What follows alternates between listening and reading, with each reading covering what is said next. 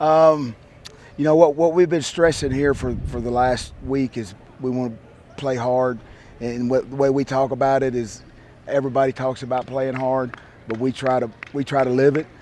We try to work it every day, and that's what we've really been stressing. And I think for the most part, the last couple of days have been a little stretched because it's been humid, and that's what we want. And I thought they've done a good job of pushing through some stress.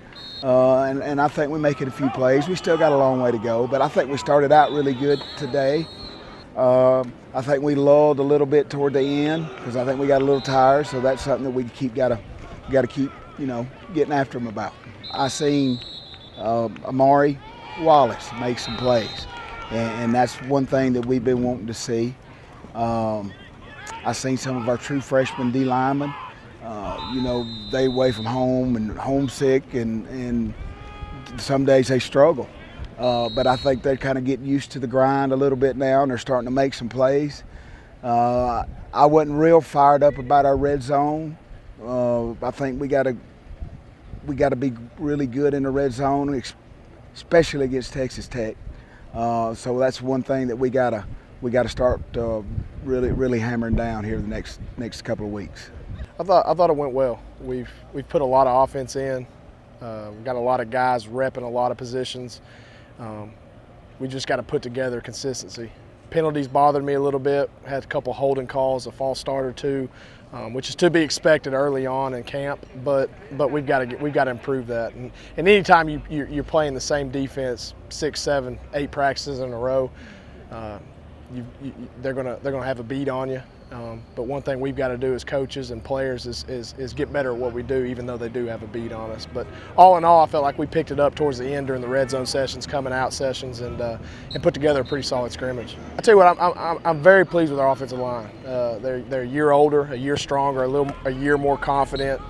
You see them driving defensive line off the ball, and that's something that at times you wouldn't see in the spring and maybe wouldn't see last fall. So I'm very pleased with the way they've came out, and I'm pleased with the way the quarterbacks are playing. I feel like Taylor and Hayden are battling right now, and obviously Ryan's had a little setback, but we've got 3 quarterbacks we can go win a conference championship with, and that's a good problem to have.